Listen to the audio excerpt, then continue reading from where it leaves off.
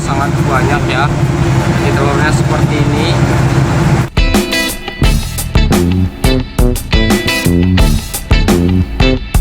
Pandemi COVID-19 memang belum juga usai hingga saat ini. Banyak sekali kerugian bagi masyarakat yang telah dirasakan.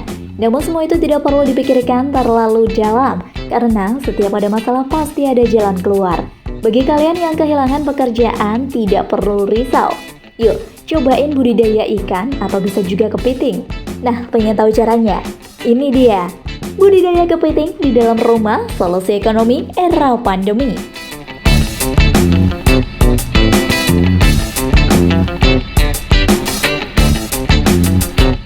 Solusi cerdik di era pandemi.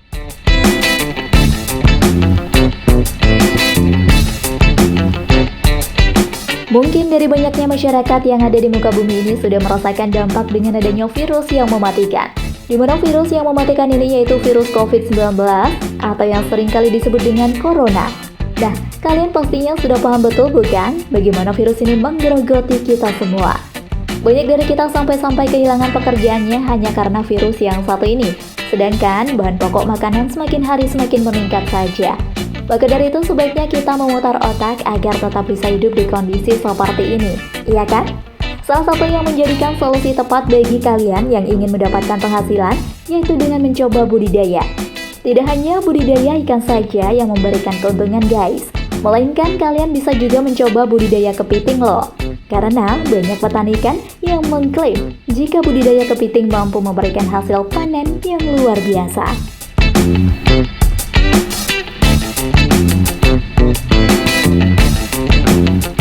Persiapan lahan atau media budidaya.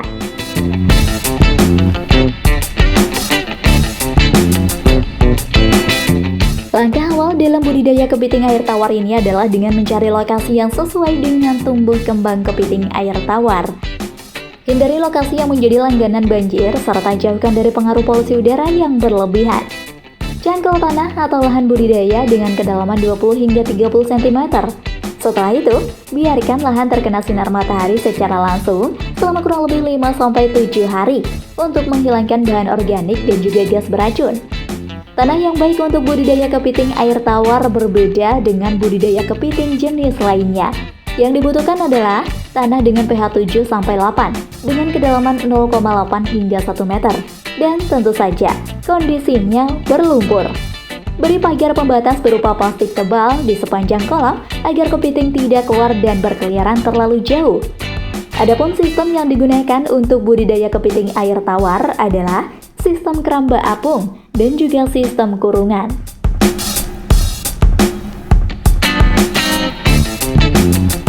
Keramba apung. Keramba apung tersebut terbuat dari rangkaian bila bambu yang disusun sedemikian rupa, sehingga membentuk kotak pipi dengan ukuran yang disesuaikan dengan lahan yang Anda miliki. Lokasi yang sesuai dengan sistem keramba apung ini adalah lokasi budidaya yang memiliki sistem pengairan yang lancar.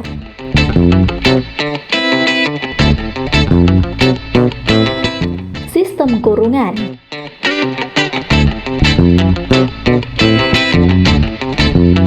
Sementara itu, budidaya kepiting air tawar dengan sistem kurungan membutuhkan kolam yang terbuat dari bambu berdiameter 1-2 cm dan panjang antara 1 hingga 1,7 meter. Bila-bila bambu yang telah dirangkai menjadi pagar ini baiknya ditancapkan ke dalam tanah sedalam 30 cm. Usahakan bagian bawahnya lebih rapat agar kepiting air tawar tidak mudah lepas. Kendati demikian, aturlah agar pagar kolam tersebut agar udara tetap dapat keluar masuk dengan lancar.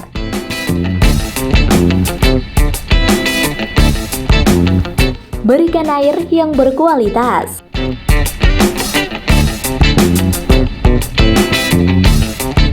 Idealnya, air yang dipakai untuk budidaya kepiting air tawar adalah jenis air yang bersih dari polusi. Kondisinya selalu segar dan juga bersih. Untuk menjaga kualitas air yang demikian, maka Anda harus pandai menjaga kebersihannya dengan cara menguras kolam minimal seminggu sekali.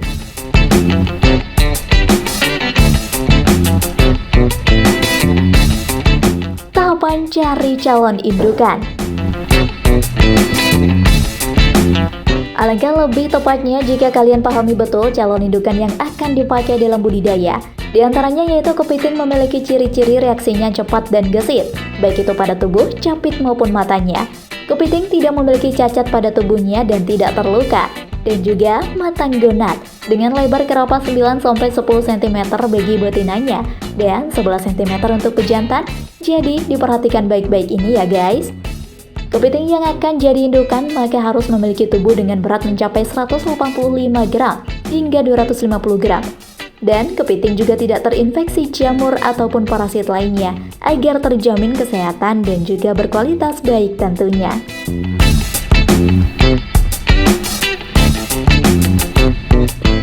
Tahap penyiapan wadah pembibitan.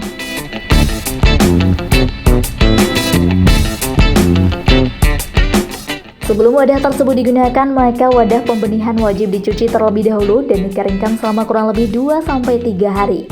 Pemeliharaan induk kepiting di sini pada wadah pembenihan baiknya dilengkapi dengan pasir ya guys. Pasir tersebut berketinggian 15 cm pada dasar bak agar kepiting merasa tidak berpindah habitat. Dan juga perhatikan kedalaman air dalam wadah pembibitan, yaitu cukup 10-20 cm lengkap dengan 1 aerasi per meter persegi. Tahap pembesaran kepiting. Jika kepiting tersebut dirawat dengan baik dan benar, maka bisa dipastikan jika kepiting tersebut akan menjadi besar dan gemuk. Hanya saja yang perlu kalian dihindari sebagai peternak dalam budidaya ini adalah pertarungan antara kepiting jantan dan betina. Memang sudah sering kali terjadi antara kepiting jantan dan betina terjadi pertikaian yang bisa menimbulkan dampak buruk, bahkan kematian pada kepiting.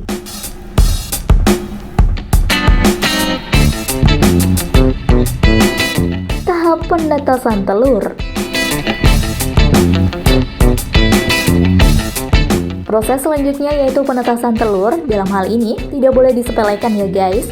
Dalam 1 ekor kepiting betina biasanya akan menghasilkan 1-2 juta butir telur dengan derajat penetasan mencapai 95-98%. Memang terbilang cukup banyak juga ya.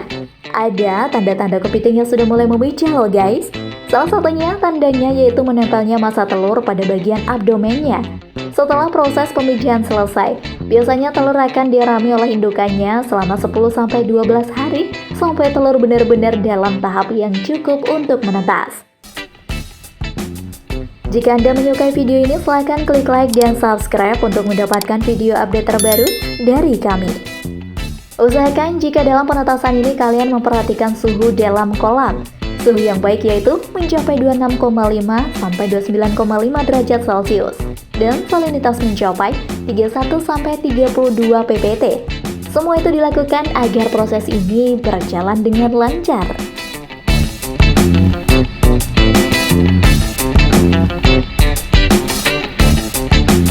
Proses pemeliharaan larva.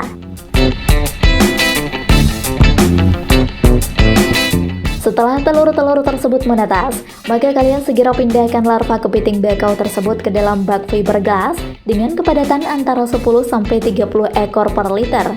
Jangan lupa untuk berikan pakan berupa udang kecil, artemia, atau rotifer. Tetap, ini juga harus diperhatikan sanitasi air dalam kolam tanpa melakukan pergantian. Kenapa demikian? Ya, karena kepiting bakau sensitif sekali terhadap perubahan lingkungan.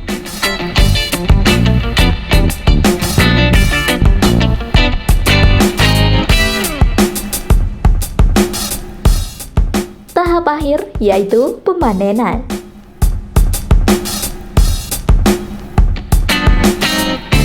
Tahapan ini memang sudah ditunggu-tunggu oleh semua petani, karena dalam tahapan ini sudah dipastikan akan mendapatkan keuntungan yang sangat besar. Bahkan dalam 1 kali panen, biasanya bisa mencapai keuntungan 2 hingga 5 juta rupiah. Meskipun nampak bisa hidup di luar perairan, namun kondisi dari kepiting haruslah tetap lembab, karena bagaimanapun kepiting bakau tetap membutuhkan air. Beri penyiraman atau penyemprotan agar kepiting tidak mengalami dehidrasi dan tetap segar sampai pada tangan konsumen.